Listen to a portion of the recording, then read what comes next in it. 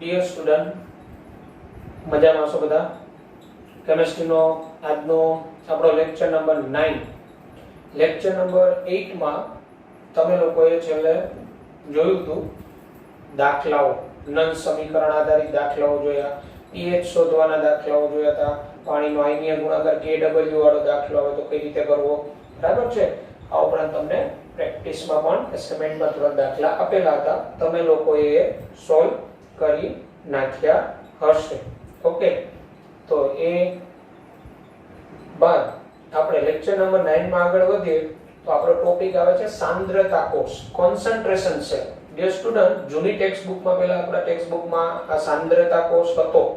નવી આપણી જે આ ટેક્સ્ટ બુક છે NCERT ની, એમાં ટોપિક નથી, પણ આપણે કરવાનો છે. કોન્સન્ટ્રેશન સેલ કોને કહેવાય, બરાબર? સમજીએ. સાંદ્રતા કોષ તો જોતા જઈએ. તમારી સામે સાંદ્રતા કોષ છે, બહુ સરળ વ્યાખ્યા. સાંદ્રતા કોષમાં બે, વિદ્યુત વિભાજ્ય સાંદ્રતા કોષ અને વિદ્યુત ધ્રુવ સાંદ્રતા કોષ. વિદ્યુત વિભાજ્ય સાંદ્રતા કોષ કોને કહેવાય? તો વ્યાખ્યા: વિદ્યુત વિભાજ્યની સાંદ્રતા જુદી જુદી હોય પરંતુ વિદ્યુત ધ્રુવો એક સમાન હોય તેવા કોષને વિદ્યુત વિભાજ્ય સાંદ્રતા કોષ કહેવાય. ટૂંકમાં વિદ્યુત વિભાજ્યની સાંદ્રતા જુદી જુદી પણ એમાં વિદ્યુત ધ્રુવો એક સમાન જ હોય, એનોડ અને કેથોડ ઉપર વિદ્યુત ધ્રુવો સમાન જ હોય એવા કોષને સાંદ્રતા કોષ કહેવાય. ઉદાહરણ તરીકે જો અહીંયા તમને દેખાય છે, આ જે સાંદ્રતા કોષ છે વિદ્યુત વિભાજ્ય છે. જો આની અંદર વિદ્યુત વિભાજ્ય હોય એની સાંદ્રતા જુદી જુદી હોય. અહીંયા ZnSO4 નું દ્રાવણ જેની સાંદ્રતા આપણે કહી દીધું C1, અહીંયા ZnSO4 નું દ્રાવણ એની સાંદ્રતા આપણે કીધું C2, અને એટલે બેમાં સાંદ્રતા જુદી જુદી થઈ પણ વિદ્યુત ધ્રુવ આમાંય ઝિંક થયો, આમાંય ઝિંક થયો. ટૂંકમાં વિદ્યુત વિભાજ્યની સાંદ્રતા જુદી જુદી પણ એક સમાન વિદ્યુત ધ્રુવ હોય એવો કોષ સાંદ્રતા કોષ કહેવાય. એટલે તમને લોકોને સાંદ્રતા કોષ ઓળખતા આવડવો જોઈએ. જ્યારે આપણે કીધું હોય નીચેનામાંથી કયો સાંદ્રતા કોષ છે, તો ABCD માં જોવાનું સંજ્ઞારૂપ સમીકરણમાં એનોડ અને કેથોડ ઉપર વિદ્યુત ધ્રુવો સરખા જ હોય, ફક્ત એમાં વિદ્યુત વિભાજ્ય હોય ને એની સાંદ્રતા જુદી જુદી હોય એવો કોષ વિદ્યુત વિભાજ્ય સાંદ્રતા કોષ કહેવાય. ઉદાહરણ તરીકે જો આ H+ ની સાંદ્રતા C1, H+ ની સાંદ્રતા C2, અહીંયા હાઇડ્રોજન વિદ્યુત ધ્રુવ, અહીંયા હાઇડ્રોજન વિદ્યુત ધ્રુવ. એવું Zn2+ ની સાંદ્રતા C1, અહીંયા Zn2+ ની સાંદ્રતા કોન્સન્ટ્રેશન 2, અહીંયા ઝિંક વિદ્યુત ધ્રુવ, અહીંયા ઝિંક વિદ્યુત ધ્રુવ. એટલે સમાન વિદ્યુત ધ્રુવ હોય પણ વિદ્યુત વિભાજ્યની સાંદ્રતા જુદી જુદી હોય એવા કોષને વિદ્યુત વિભાજ્ય સાંદ્રતા કોષ કહેવાય. ત્યારબાદ વિદ્યુત ધ્રુવ સાંદ્રતા કોષ. તો વિદ્યુત ધ્રુવ સાંદ્રતા કોષ કોને કહેવાય? Electrode concentration cell. Electrode concentration cell. એક જ વિદ્યુત વિભાજ્યના દ્રાવણમાં જુદી જુદી સાંદ્રતા ધરાવતા વિદ્યુત ધ્રુવો ડુબાડવામાં આવેલા હોય તો આ કોષને વિદ્યુત ધ્રુવ સાંદ્રતા કોષ કહેવાય. એટલે વિદ્યુત વિભાજ્ય એક જ પણ જુદી જુદી સાંદ્રતા વાળા વિદ્યુત ધ્રુવો ડુબાડવામાં. વિદ્યુત ધ્રુવો તો બે સમાન જ હોય. વિદ્યુત વિભાજ્ય એક, બે વિદ્યુત ધ્રુવો સમાન પણ બેની સાંદ્રતા કેવી? જુદી જુદી. એવા કોષને વિદ્યુત ધ્રુવ સાંદ્રતા કોષ કહેવાય. ઉદાહરણ તરીકે જો અહીંયા વિદ્યુત વિભાજ્ય એક જ છે, HCl 1 મોલર. વિદ્યુત ધ્રુવો સમાન છે પણ વિદ્યુત ધ્રુવોની સાંદ્રતા જુદી જુદી. આની P1 બાર દબાણ છે, આનું P2 બાર દબાણ છે. એટલે વિદ્યુત ધ્રુવોની સાંદ્રતા જુદી જુદી હોય, વિદ્યુત વિભાજ્યનું દ્રાવણ એક જ હોય તો એવો કોષ વિદ્યુત ધ્રુવ સાંદ્રતા કોષ કહેવાય. એટલે આ રીતે બે પ્રકાર. આકૃતિ તમને આપેલી છે વિદ્યુત વિભાજ્ય સાંદ્રતા કોષની છે, વિદ્યુત વિભાજ્ય સાંદ્રતા કોષ. હવે જો આ વિદ્યુત વિભાજ્ય સાંદ્રતા કોષની રચનામાં તમે જોઈ શકો છો એનોડ અને કેથોડ બંને ઉપર સરખા જ વિદ્યુત ધ્રુવ, ઝિંક વિદ્યુત ધ્રુવ, બેને તાર મારફતે અહીંયા વોલ્ટમીટર વડે જોડેલા હોય. અહીંયા ZnSO4 નું દ્રાવણ જેની સાંદ્રતા C1, ZnSO4 નું દ્રાવણ જેની સાંદ્રતા C2. ધારો કે આની 0.1 હોય તો આની 0.2. હવે જો આમાં કોણ એનોડ તરીકે વર્તે, કોણ કેથોડ તરીકે, એ સમજવું જરૂરી. તો ઝિંક વિદ્યુત ધ્રુવ ધરાવતા સાંદ્રતા કોષ માટે અહીંયા મેં ઝિંક વિદ્યુત ધ્રુવ સાંદ્રતા કોષ કીધો, ઝિંકના વિદ્યુત ધ્રુવ ધરાવતો સાંદ્રતા કોષ. આ પ્રકારના કોષમાં નીચી સાંદ્રતા ધરાવતા વિદ્યુત ધ્રુવ પર ઓક્સિડેશન થાય. તો આ પ્રકારનો કોષ હોય ને એમાં સાંદ્રતા નીચી હોય ને એ બાજુ ઓક્સિડેશન થાય, જેને નેગેટિવ વિદ્યુત ધ્રુવ કહેવાય. બરાબર, એટલે લેફ્ટ હેન્ડ સાઈડ જે છે એ એનોડ, ત્યાં સાંદ્રતા ઓછી.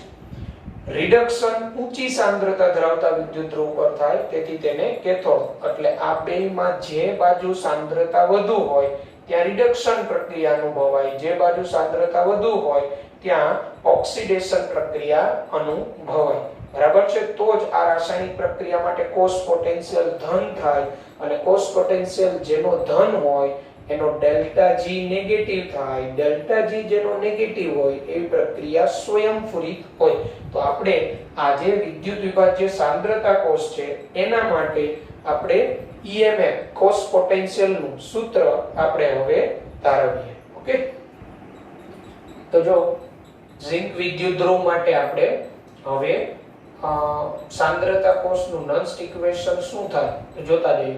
તો આપણે જોયું હમણાં કોષ, તો ડાબી બાજુ ઝિંક ઓક્સિડેશન અનુભવી Zn2+ દ્રાવણની સાંદ્રતા આપણે C1 કીધી, 2 ઇલેક્ટ્રોન.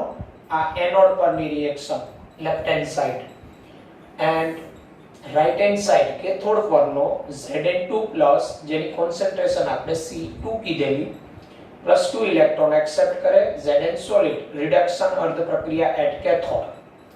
ટોટલ રિએક્શન, તો ટોટલ રિએક્શન આ 2 ઇલેક્ટ્રોન રિમૂવ થાય, Zn સોલિડ રિમૂવ થાય, તો Zn2+ concentration C2 gives Zn2+ concentration C1. આ સાંદ્રતા કોષની કુલ પ્રક્રિયા એવી વિદ્યુત વિભાજ્ય સાંદ્રતા કોષમાં. તો થયું શું?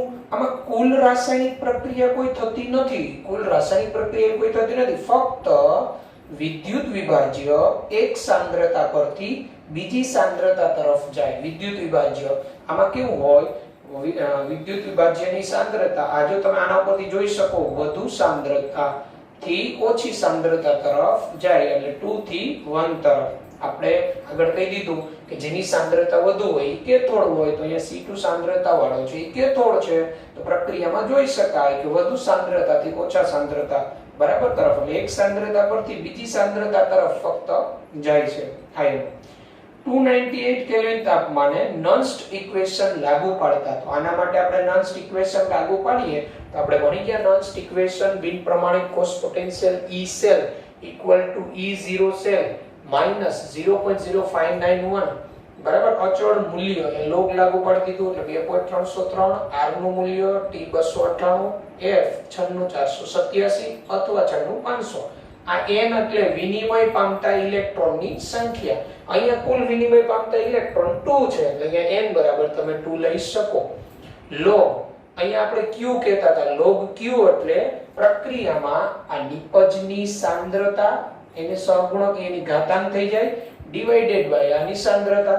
તો અહીંયા Zn2+ ની સાંદ્રતા એટલે C1 concentration divided by Zn2+ આ C2 કોન્સન્ટ્રેશન, એટલે log C1/C2. હવે તમને બધાને ખબર હોય તો અહીંયા પ્રમાણિત કોષ પોટેન્શિયલ તો 0 થાય, E0 સેલ. આ E0 સેલ કેમ 0 થાય? તો બે વિદ્યુત ધ્રુવો તો સરખા જ છે, બંને એનોડ અને કેથોડ ઉપર ઝિંક વિદ્યુત ધ્રુવ જ છે, એટલે પ્રમાણિત રિડક્શન પોટેન્શિયલ ઝિંક માઈનસ પ્રમાણિત રિડક્શન પોટેન્શિયલ ઝિંક, તો આ વેલ્યુ 0 જ થાય. એટલે સાંદ્રતા કોષમાં યાદ રાખવાનું E0 સેલ હંમેશા 0 થાય, કારણ કે બંને વિદ્યુત ધ્રુવો સરખા જ છે.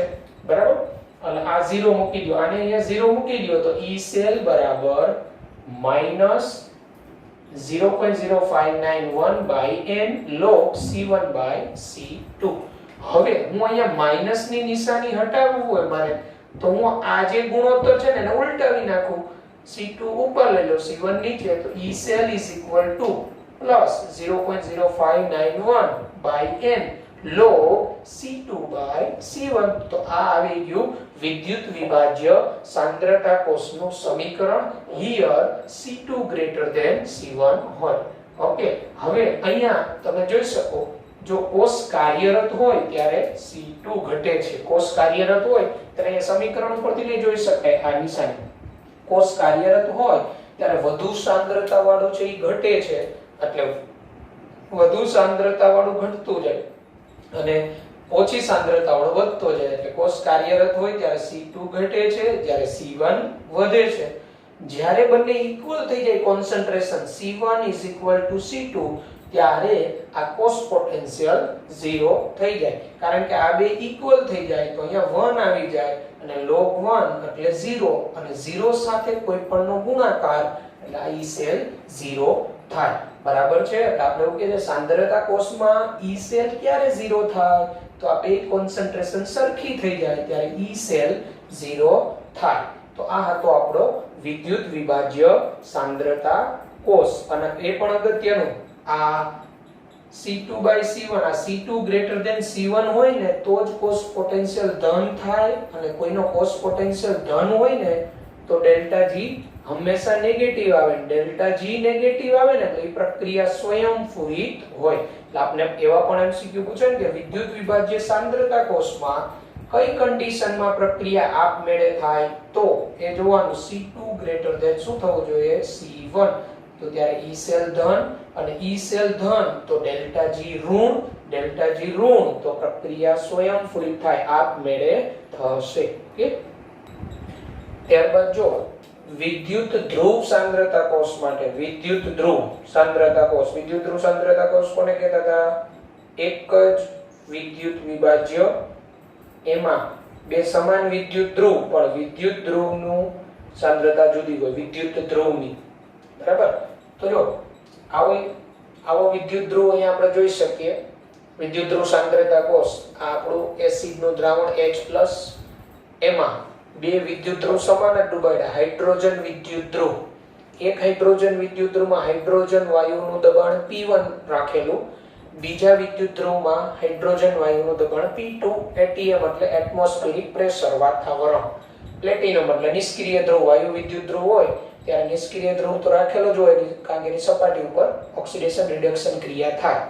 હવે જો આ વિદ્યુત ધ્રુવને આ કોષને વિદ્યુત ધ્રુવ સાંદ્રતા કોષ કહેવાય. આને વિદ્યુત ધ્રુવ સાંદ્રતા કોષ કહેવાય જેમાં એક જ દ્રાવણમાં બે વિદ્યુત ધ્રુવ ડૂબાડેલા હોય પરંતુ તેનું દબાણ કેવું હોય જુદું જુદું. એક જ દ્રાવણમાં બે સમાન વિદ્યુત ધ્રુવ બેનું દબાણ કેવું જુદું જુદું. તો આપણે જોઈએ કેથોડ ઉપર શું થતું હશે તો કેથોડ ઉપર H+ plus electron minus gives 1/2 H2 P2 atmospheric pressure. Anode ઉપર 1/2 H2 P1 atmospheric gives H+ plus electron. બરાબર. તો હવે આની અંદર શું થાય કુલ પ્રક્રિયા તો આ H+ તો જશે જ કારણ કે સાંદ્રતા તો સરખી છે અહીંયા H+ ની. ઇલેક્ટ્રોન તો 1/2 H2 P1 atmospheric pressure gives 1/2 H2 P2 atmospheric pressure. તો અહીંયા P1 થી P2 તરફ જાય છે એટલે એનો અર્થ એવો થાય P1 greater than P2 હોવું જોઈએ. તો E cell is equal to E0 cell Nernst equation આનું E0 cell -0.0591/n log અહીંયા આપણે Q લઈએ. Q પ્રક્રિયા ભાગફળ નિપજની સાંદ્રતા છેદમાં પ્રક્રિયકની. તો P2 છેદમાં P1 અહીંયા P2 છેદમાં P1 આની વનાપઘાત એટલે ઘાત તો તમે બરાબર સરખી જ રહેવાની છે એટલે P2/P1 એટલે કે જે કઈ દબાણ હોય ત્યારે એની ઘાત કરી નાખો P2/P1. હવે અહીંયા તમને ખબર હોય તો વિદ્યુત ધ્રુવો સરખા છે. અહીંયા હાઇડ્રોજન વિદ્યુત ધ્રુવ અહીંયા હાઇડ્રોજન વિદ્યુત ધ્રુવ તો પ્રમાણિત કોષ પોટેન્શિયલ 0 થાય. બરાબર. પ્રમાણિત કોષ પોટેન્શિયલ E0 સેલ 0 લઈ લ્યો તો કેવું ઇક્વેશન બને E સેલ બરાબર -0.0591/n log P2/P1.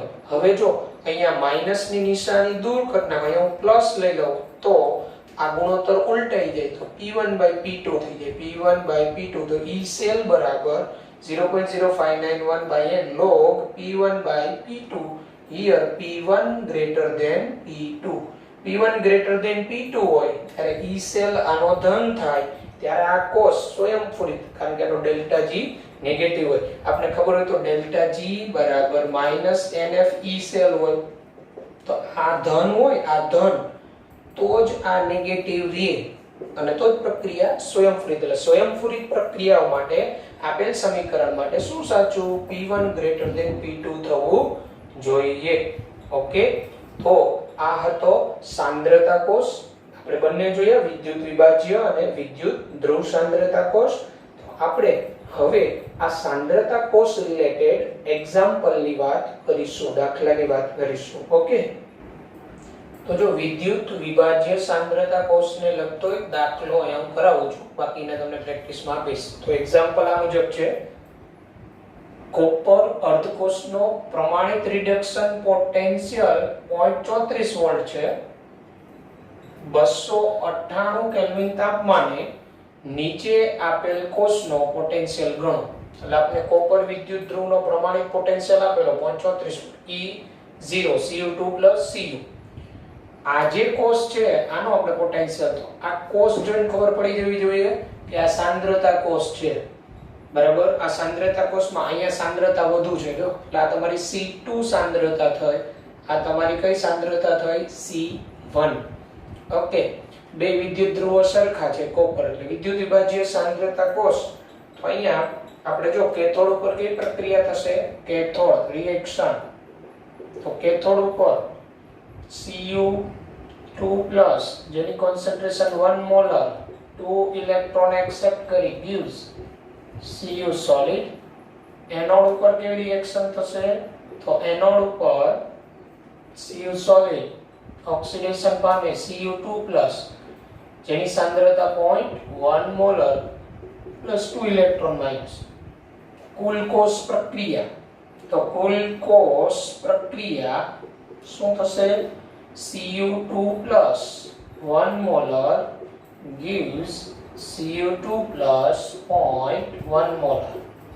ઓકે, તો હવે આપણે આના માટેનું નન્સ ઇક્વેશન, તો E સેલ બરાબર E0 સેલ -0.0591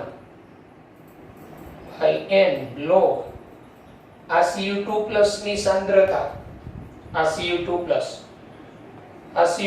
ની સાંદ્રતા કેટલી છે? 0.1 ડિવાઇડેડ બાય 1. ઓકે, અહીંયા E0 સેલ આ તો 0 થઈ જાય, E0 સેલ આ તો 0 થશે, કારણ કે અહીંયા બે વિદ્યુત ધ્રુવો સમાન છે એટલે પ્રમાણિત કોષ પોટેન્શિયલ 0 થવાનો. બરાબર, કારણ કે બે સરખા વિદ્યુત ધ્રુવ. તો આ 0 થઈ જાય તો 0.0591 બાય n. n એટલે કેટલા ઇલેક્ટ્રોનનો વિનિમય થયો? 2 log. અહીંયા તમે જોઈ શકો 0.1 એટલે હું 10⁻⁻1 કહી શકું. તો હવે E સેલ આ 0.0591/2 એટલે -0.0295 જેવું થાય. log આ 10 log 10⁻⁻1, 10⁻⁻1 log શું થાય? -1 -0.0295. તો E સેલ બરાબર 0.0295 વોલ્ટ આવે. આ સાંદ્રતા કોષનો જવાબ આવ્યો. તો આ રીતે વિદ્યુત વિભાજ્ય સાંદ્રતા કોષનો દાખલો થાય. હવે આવો જ આપણે વિદ્યુત ધ્રુવ સાંદ્રતા કોષ માટેનો દાખલો લઈએ. તો ત્યારબાદ આ પણ વિદ્યુત વિભાજ્ય સાંદ્રતા કોષનો દાખલો. જો a cell consists of 2 hydrogen electrodes. એટલે કોષમાં બે હાઇડ્રોજન વિદ્યુત ધ્રુવ. The negative electrode is in contact with a solution having 10⁻⁻6 molar H+ ion concentration. The negative વિદ્યુત ધ્રુવ છે ને એ 10⁻⁻6 મોલર H+ ની સાંદ્રતા ધરાવતા દ્રાવણના કોન્ટેક્ટમાં છે. નેગેટિવ છે એટલે નેગેટિવ એટલે anode 10⁻⁻6 molar H+. The concentration of H+ ions at the positive electrode. બરાબર, એટલે પોઝિટિવ વિદ્યુત ધ્રુવ જે દ્રાવણમાં રહેલો છે એમાં H+ ની સાંદ્રતા શું હોય? If the EMF of the cell is found to be 0.118 volt. The કોષ પોટેન્શિયલ આપણે આપી દીધો છે 0.118 વોલ્ટ at 298 કેલ્વિન.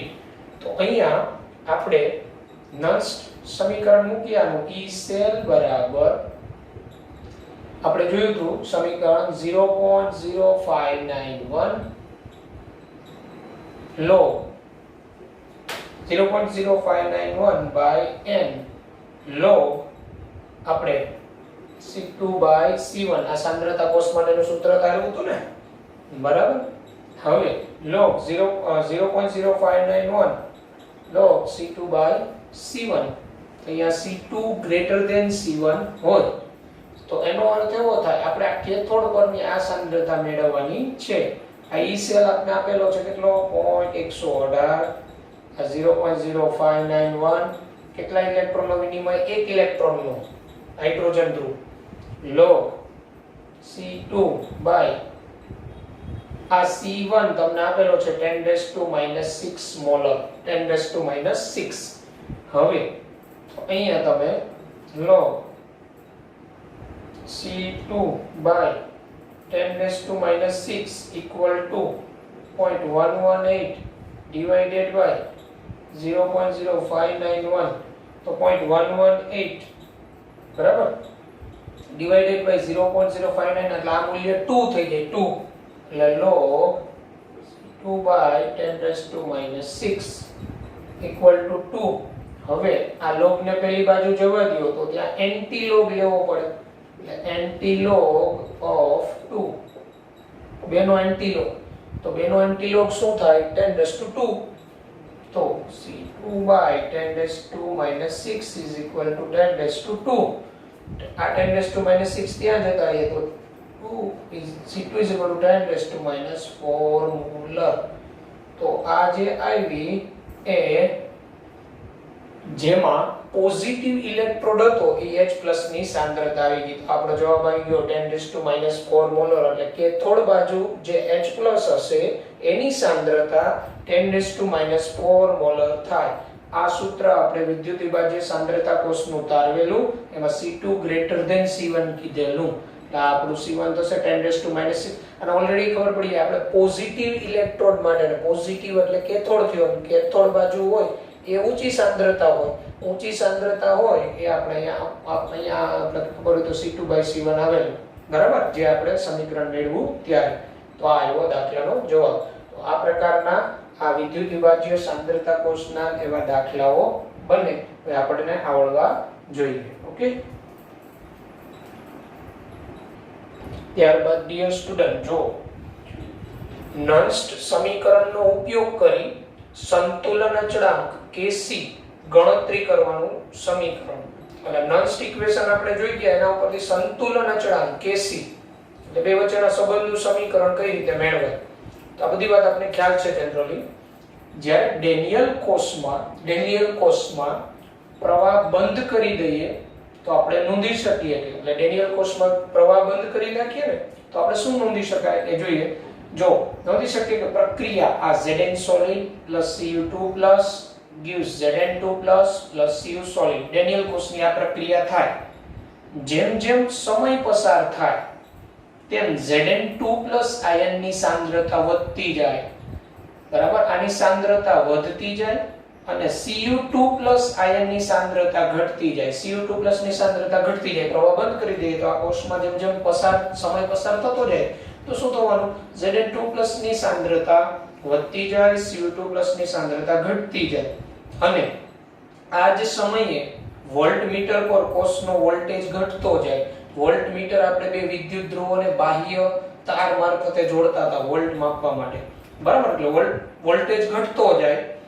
કેટલાક સમય પછી આપણે નોંધી શકીએ કે Cu2 plus અને Zn2 plus આયનની સાંદ્રતામાં ફેરફાર થતો નથી. અમુક લાંબા સમય બાદ બેની સાંદ્રતામાં કોઈ પણ પ્રકારનો ફેરફાર થતો ન હોય તો તે જ સમયે વોલ્ટમીટર શૂન્ય વાંચન દર્શાવે. એટલે આ બેની સાંદ્રતામાં કોઈ ફેરફાર ન થાય તો વોલ્ટમીટરમાં શૂન્ય વોલ્ટેજ દર્શાવવાનું છે કારણ કે રેડોક્સ પ્રક્રિયા અટકી ગઈ છે.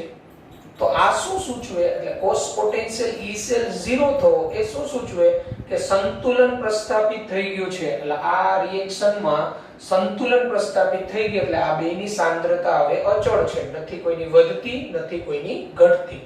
તો હવે નન્સ્ટ ઇક્વેશન તો ડેનિયલ કોષ માટેનું નન્સ્ટ ઇક્વેશન આપણે જોયું હતું E cell is equal to E0 cell minus 2.303 RT/NF log Zn2 plus ની સાંદ્રતા divided by Cu2 plus ની સાંદ્રતા. અહીંયા આપણે Qc લેતા હતા, Zn2 plus divided by Cu2 plus.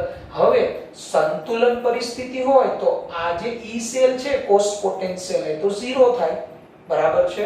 તો અહીંયા હું ઇક્વલ ટુ 0 મૂકી દઉં તો આ સમીકરણમાં આના આખા બરાબર અહીંયા 0 લખાય, અથવા આ E0 સેલ ને આ બાજુ લઈ આવું તો માઈનસ થાય, તો માઈનસ માઈનસ એટલે આ પ્લસ થઈ જાય. E0 સેલ બરાબર 2.303 RT/NF log Zn2 plus by Cu2 plus ની સાંદ્રતા. પરંતુ અહીંયા તો સંતુલન સ્થપાઈ ગયું છે, તો સંતુલને આ બે સંતુલન પરિસ્થિતિએ આ Zn2 plus Cu2 plus ની સાંદ્રતાનો ગુણોત્તર એને સંતુલન અચળાંક કહેવાય. એટલે એના બરાબર હું Kc લખી શકું, Kc આના બરાબર હું Kc મૂકી દઉં. 298 કેલ્વિન તાપમાન હોય તો આપેલ સમીકરણ આ રીતે લખી શકાય, E0 સેલ equal to 0.0591 અથવા 0.059/2, કારણ કે આમાં બે ઇલેક્ટ્રોનનો વિનિમય થતો હોય, log Kc આના બરાબર Kc. અને આપણે બધા જાણીએ છીએ ડેનિયલ કોષનો પ્રમાણિત કોષ પોટેન્શિયલ જે આપણે આવડે છે, રિડક્શન પોટેન્શિયલ કેથોડ એટલે કોપરનો 0.34 volt minus reduction potential anode ઝિંકનો -0.76 -0.76 માઈનસ માઈનસ પ્લસ થાય એટલે 0.76 પ્લસ 0.34 એટલે 1.1 વોલ્ટ થાય. તો હું અહીંયા E0 સેલ બરાબર આ 1.1 વોલ્ટ મૂકું તો શું થવાનું? હવે આ log Kc ને કરતા બનાવો તમે log Kc, તો આ 2 અહીંયા ગુણાકારમાં જાય એટલે 1.1 into 2 divided by 0.059 આનું સાદુરૂપ આપો તો 37.288 આવે. log Kc બરાબર આવ્યું. હવે Kc ને હું કરતા બનાવું 298 કેલ્વિન તાપમાને Kc બરાબર તો Kc ને કરતા બનાવો આનો એન્ટી લોગ લેવાય, તો અહીંયા ધન મૂલ્ય છે તો પોઈન્ટ પહેલાનો આંકડો જે ઘાત થઈ જાય 10⁻37 અને આ 0.28 નો 8 માં એન્ટી લોગ જોવો, 0.28 નો 8 માં એન્ટી લોગેરિધમમાં તો 2 આવે, તો આ Kc બરાબર 2 ગુણાકારમાં 10⁻37 ઘાત થાય. અથવા તમને મેં એન્ટી લોગ લેતાય શીખવેલું છે, એના ઉપરથી તમે કરી શકો.